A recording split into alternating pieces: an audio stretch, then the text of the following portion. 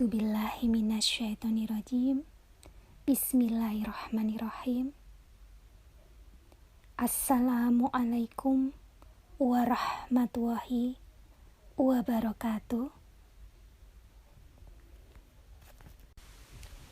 Innal hamdalillah nahmaduhu wa nasta'inuhu wa nastaghfiruhu wa na'udzubillahi min sururi anfusina wa min sayyiati a'malina may yahdihillahu fala mudhillalah wa may yudlil fala hadiyalah. Asyhadu an la ilaha illallah wahdahu la syarikalah wa asyhadu anna Muhammadan abduhu wa rasuluh la nabiyya ba'da. Rabbi shrahli sadri wa yassirli amri wahlul 'uqdatam min lisani yafqahu qawli. Amma ba'd. Saudaraku, sahabat pena yang dirahmati Allah, 2 hari yang lalu, tepatnya pada tanggal 17 Ramadan, ada sebuah peristiwa momentum diturunkannya Al-Quran, yang mana peristiwa ini kita kenal dengan Nuzulul Quran. Momentum Nuzulul Quran ini ternyata tidak bisa kita pisahkan dengan sebuah peristiwa yang terjadi di tanggal yang sama, waktu yang sama, hari yang sama, dan bahkan disandingkan oleh Allah di dalam Al-Quran dalam satu ayat. Ada 2 peristiwa dengan keterangan yang sangat indah. Quran surah ke-8 ayat ke-41, Allah sampaikan di ujung ayat ini, wa ma anzalna ala abdina yaumal furqan yaumal taqal jam'an. Wa ma anzalna ala abdina yaumal furqan. Dan apa yang telah kami turunkan kepada hamba kami, maksudnya Allah turunkan Al-Quran di hari ini, yaumal taqal jam'an, pada hari dan momentum saat itu terjadi pertemuan antara 2 pasukan besar yang saling bertempur satu dengan yang lainnya. Hingga peristiwa ini kemudian dikenal dalam sejarah dengan peristiwa Perang Badar. Lalu pertanyaannya, apa esensi dari peristiwa Perang Badar ini? Sampai-sampai saking sangat luar biasanya momentum ini diabadikan di dalam Al-Quran dan disandingkan dengan proses turunnya Al-Quran. Nah, kali ini kita akan coba mengupas, kemudian mengambil hikmah dari peristiwa Perang Badar yang kiranya bisa kita aktualisasikan di era kekinian. Saudaraku, sahabat pena yang dirahmati Allah,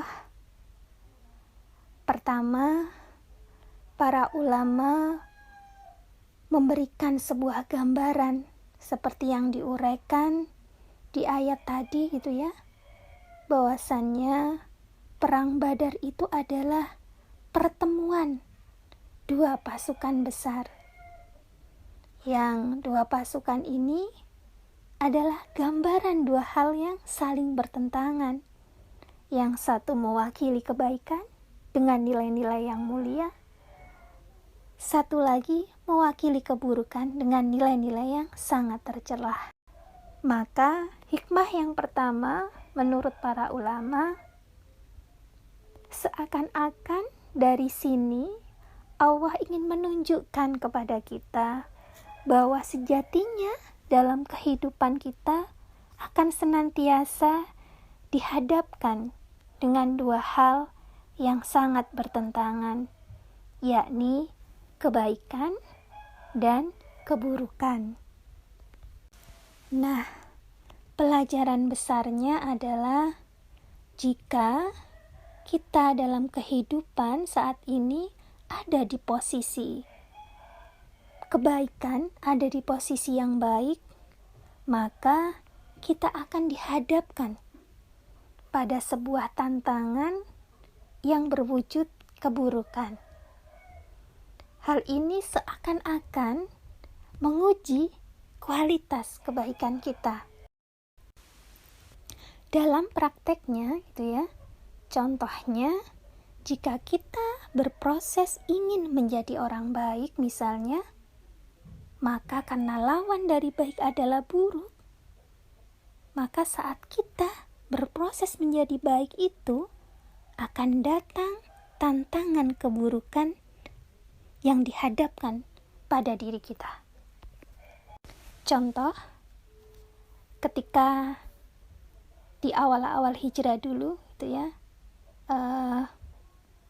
barangkali dulu sebelum hijrah sukanya nongkrong di tempat-tempat yang gak jelas tapi begitu hijrah nongkrongnya berpindah ke masjid.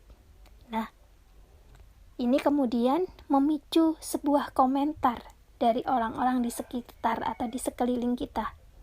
Misalnya nih, Assalamualaikum Mas Solih Assalamualaikum Mas Haji. Padahal ini namanya bukan Solih.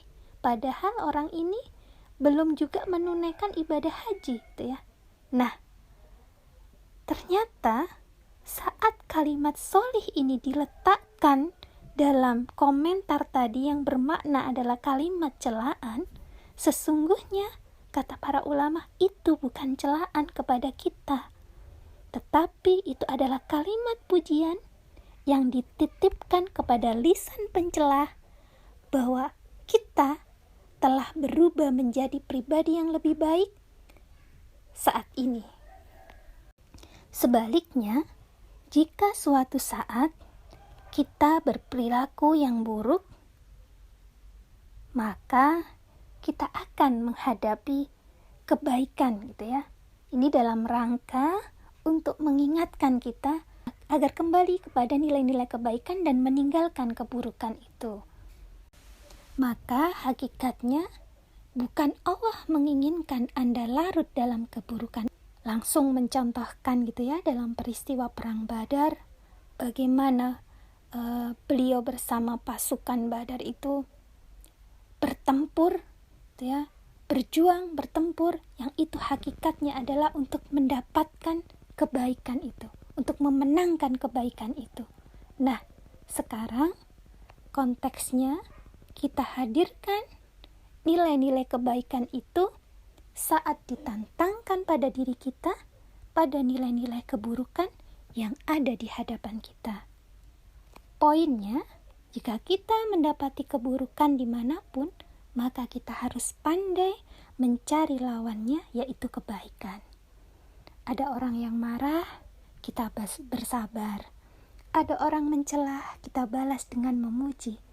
Dan ada orang rakus, kita dermawan. Itu yang pertama. Yang kedua, jika dimunculkan kalimat Badar, maka di sini akan hadir nilai yang sangat luar biasa, yaitu semangat mendekat kepada Allah Subhanahu wa Ta'ala. Jadi di poin yang kedua ini adalah semangat. 313 pasukan melawan 1000. Tidak menggoyahkan atau meluluhlantakkan semangat para sahabat sekalipun mereka sedang berpuasa di bulan suci Ramadan. Dan ini adalah sebuah pelajaran penting Lalu, duhai kita yang tidak sedang berperang saat ini, duhai kita yang hanya dihadapkan pada pekerjaan-pekerjaan harian, pada rutinitas duniawi, dan jauh dari kualitas perang Badar. Lalu pertanyaannya, Sudahkah sampai hari ke-19 ini kita tetap bersemangat menjalani ibadah puasa Ramadan? Jangan-jangan para sahabat Nabi yang mulia dijamin masuk surga, dekat dengan Nabi, dalam kondisi perang Badar, mereka berpuasa dengan penuh semangat. Kita, sahabat bukan, tabiin bukan, pun tidak ada jaminan surga sampai hari ini. Tetapi barangkali jika kita masih merasa kok gini-gini aja ya, amalan-amalanku sampai hari ke-19 ini,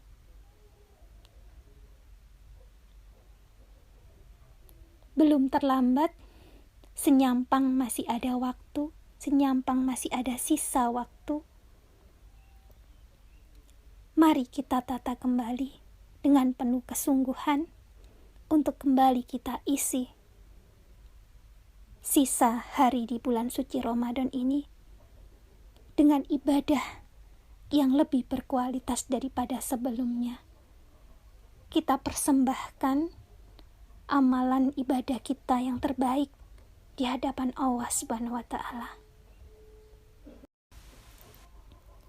Saudaraku, sahabat pena yang dirahmati Allah, mari kita sama-sama jaga semangat kita.